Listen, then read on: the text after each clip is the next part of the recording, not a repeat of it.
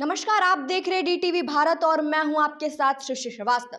लोजपा में आए दिन कुछ ना कुछ हलचल मचती ही रहती है, कोई ना कोई नई बात खुलकर सामने आती ही रहती है। और इस बार स्वर्गीय रामविलास पासवान की पत्नी रीना पासवान ने एक बहुत बड़ा खुलासा किया है। उन्होंने पशुपति पारस पर गंभीर आरोप लगाया है और कहा है कि वो रामविलास पासवान के जीते जी उन्हें ब्लैकमेल करते थे। उन्होंने ये तक कह दिया कि जो इंसान रामविलास पासवान को आज भगवान कह रहे हैं, वो जब रामविलास पासवान भर्ती थे तो उनसे मिलने तक नहीं आए थे। रीना पासवान ने यह कहा कि पशुपति पारस उनसे कुछ भी मांग लेते तो वो दे देती, लेकिन जो अभी वो कह रहे हैं वो सरासर झूठ है। स्वर्गीय रामविलास पासवान के उत्तराधिकारी को लेकर चिराग पासवान और पशुपति पारस में छिड़ी जंग में पहली दफे रीना पासवान ने चुप्पी तोड़ी है। स्वर्गीय रामविलास पासवान की पत्नी रीना पासवान ने पशुपति पारस को लेकर सनसनीखेज खुलासे किए हैं। रीना पासवान ने कहा है कि रामविलास पासवान के जिंदा रहते ही पशुपति पारस उन्हें ब्लैकमेल कर रहे थे। रामविलास पासवान अपने भाई के कारण घुट घुट कर जी रहे थे।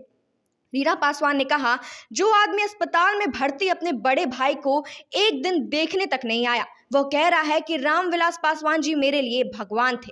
पारस ने मुझसे कहा होता मैं सब कुछ दे देती, लेकिन उन्होंने मेरी दुनिया उजाड़ दी है। अब हर लाइन झूठ और फिर झूठ है। गौरतलब है कि रामविलास पासवान का उत्तराधिकारी बनने को लेकर चिराग पासवान और पशुपति पारस में जंग छिड़ी है। इसी बीच पहली दफा स्वर्गीय रामविलास पासवान की पत्नी रीना पासवान ने चुप्पी तोड़ी है। उन्होंने रामविलास पासवान और पशुपति पारस के संबंधों को लेकर सनसनीखेज खुलासे किए हैं। रीना पासवान ने कहा कि 44 साल पहले वे पासवान फैमिली में आई थी, उसके बाद बाकी सारे रिश्ते तोड़ दिए थे। मेरी पूरी दुनिया रामविलास पासवान जी थे। पारस और रामचंद्र के साथ साथ उनके परिवार तक सिमट गई थी। पारस ने मेरी दुनिया उजाड़ दी है। रीना पासवान ने कहा कि 2020 में रामविलास पासवान के मरने से पहले तक पशुपति पारस उन्हें काफी तनाव में रखते थे। वो घर पर आके कभी मंत्रालय में काम करने को लेकर तो कभी पार्टी में काम करने को लेकर हमेशा रामविलास पासवान को तनाव में रहते उन्होंने देखा है, और वो उन्हें समझाती तक थी कि उन्हें सबको साथ लेकर चलना है, चाहे वो पशुपति पारस ही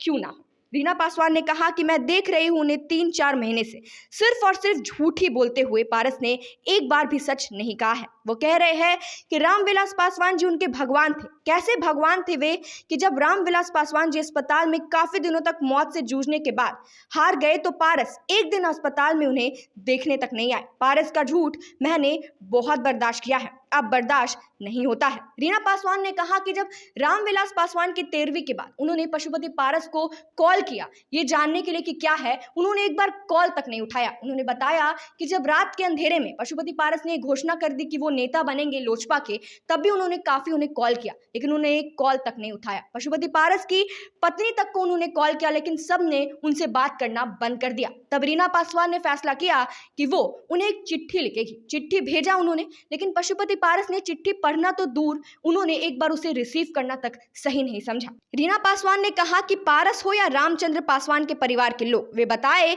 कि पिछले 44 सालों में उन्होंने उनके लिए क्या नहीं किया, उनके किस दुख गौर गम में खुशी में उनके साथ नहीं खड़ी रही। क्या कभी ऐसा मौका आया जब उन्होंने उनका साथ छोड़ा? रामविलास जी जितने उनके लिए करना चाहते थे वे उससे दुगना ज्यादा करती थी। मैंने दर्जनों दफे संदेश भिजवाया कि एक बार पारस जी बात कर ले, जो वो चाहेंगे वही करेंगे। वे अध्यक्ष पद चाहेंगे तो उन्हें वही मिलेगा, वे मंत्री बनना चाहेंगे तो वे मंत्री बनेंगे, लेकिन चिराग को पार्टी का एक कार्यकर्ता बनाकर रखेंगे तो हम उसके लिए भी तैयार हैं। लेकिन पारस ने एक दफे बात तक नहीं की, वे एक बार बोलकर तो देखते, हम सब देने को तैयार थे। रीना पासवान ने कहा कि वो आज भी इसलिए बोल रही है क्योंकि पशुपति पारस का झूठ अब उनसे बर्दाश्त नहीं होता है।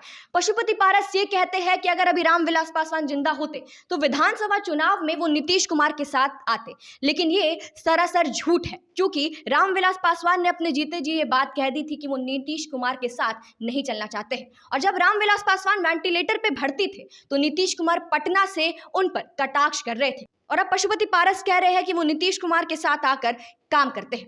इतना तो रीना पासवान ने कह दिया, अब देखने वाली बात होगी कि इस पर पशुपति पारस का क्या रिएक्शन आता है। फिलहाल इस खबर में इतना ही। इसी के साथ देखते रहिए डीटीवी भारत। धन्यवाद।